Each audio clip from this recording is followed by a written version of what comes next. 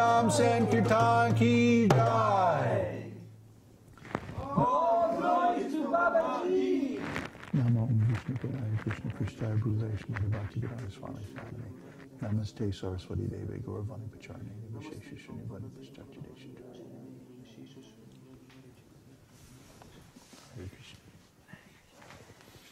How long have we've been working on that tune now? About 2 years?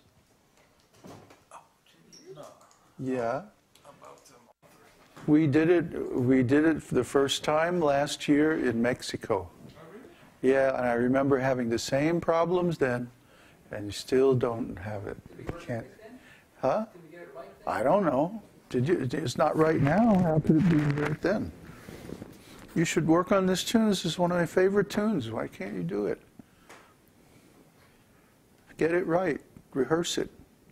You organize it.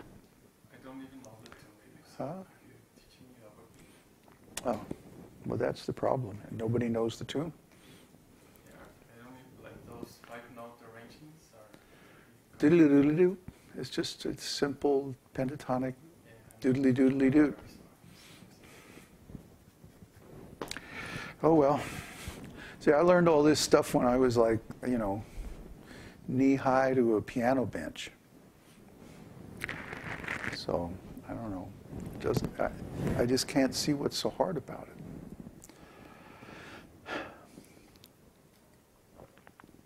Isn't too hard. This is the last part we can't get right. Krishna, Krishna. That's also bad. We can't get that. Anyway, how many folks we got signed up?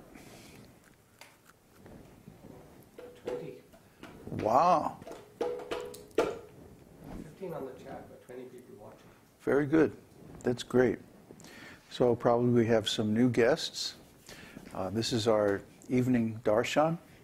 We do this every night except Sunday. And on Sunday we have Sunday satsang at noon. So I'm trying to train up some of these Westerners in the mysterious ways of the esoteric teaching. It's just music. I mean, there's only 12 notes. Anyway. So, let's see.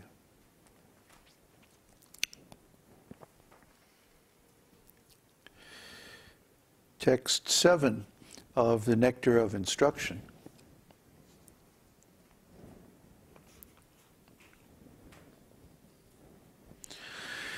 Syāt kṛṣṇa-nāma-caritādi-sitāpy avidyā pittopatapta-rasanasya rocikā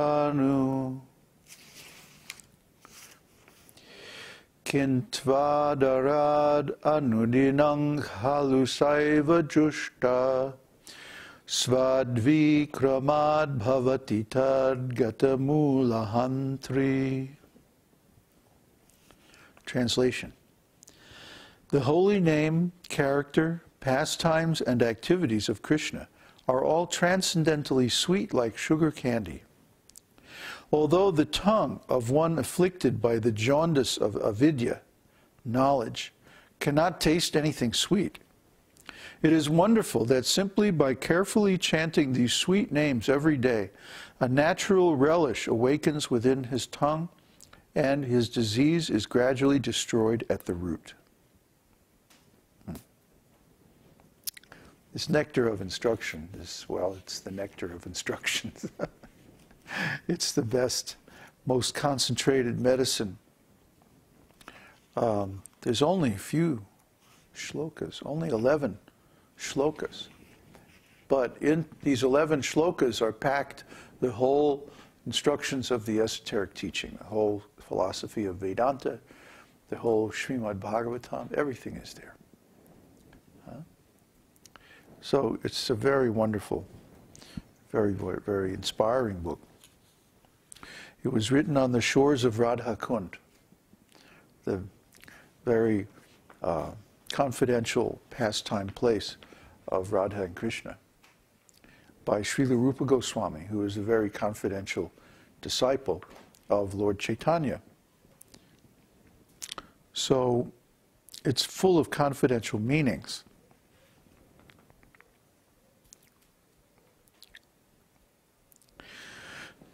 Prabhupada brings out the example, or actually Sri Rupa Goswami uses the example here of someone who's suffering from jaundice. Jaundice is a disease of the liver. And the particular symptom of jaundice is that one turns yellow all over. Even their eyes turn yellow. And they cannot taste sugar. They can't taste anything sweet. It messes up the body's ability to taste sweet things, and instead sweet things taste bitter. So it's a very strange disease, but it's a very good analogy for our conditioned material consciousness. Because in the condition of material consciousness, our natural taste for transcendental things is covered over by avidyā. Avidyā means ignorance. Vidya means knowledge, or seeing things as they are. Vidya. Avidya is the opposite, illusion. We think that we are this body, and we think that our mind is our friend and buddy, and he's helping us out.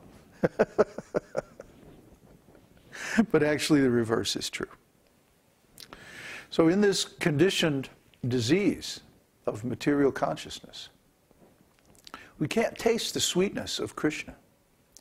Krishna's name, his form, his pastimes, his qualities, his personality, his relationships with his devotees, including ourselves, because we're all devotees of Krishna underneath everything.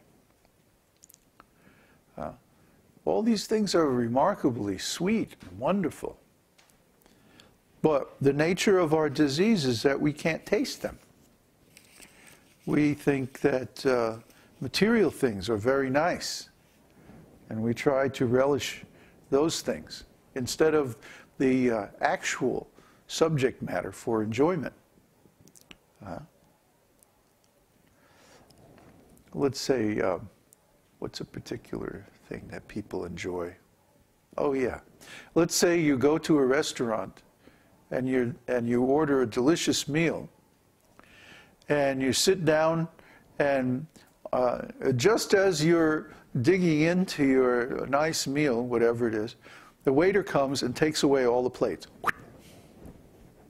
And you're going, hey, wait a minute, what's going on here? Well, that's the material world, you see. In the material world, you think everything is very nice and enjoyable. And just about when you get mature enough to actually understand what's going on, and just when you really get your act together and you know how to deal with the material energy, then, sorry, life is over, the body gets old and dies, bye-bye. That's the material world. So it's just like a restaurant where you just get started on your food and they take away all the dishes. Sorry, you have to get out. Pay your bill and get out. So we have to pay so much karma for our material activities. There's so much suffering that we have to endure. There's so much degradation, so much embarrassment, so much betrayal, even by the people that we think are our friends and so on. This material world is a real mess. It's horrible. It's a horrible place. There's always horrible things going on. Read the newspaper. Every day something terrible happens, or maybe a lot of terrible things happen. And we only see the ones that the media controls people let us see.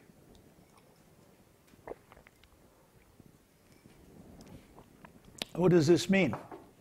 It means that the material world is not our real home. It's not a place where we can enjoy. It's not a place where we can relax and have a good time. There's always some new conspiracy, some new betrayal, some new illusion, some deficiency, some problem, some disaster. And worst of all, death is coming. Death is coming to everyone in this material world. So how are we going to deal with all these problems?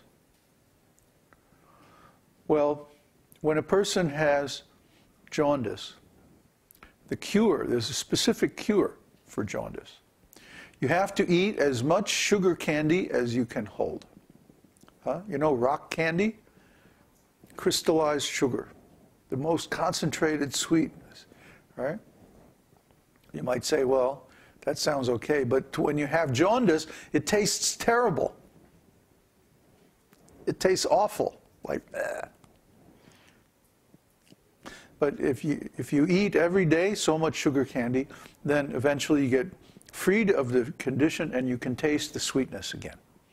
And then the sugar candy tastes nice. So this is exactly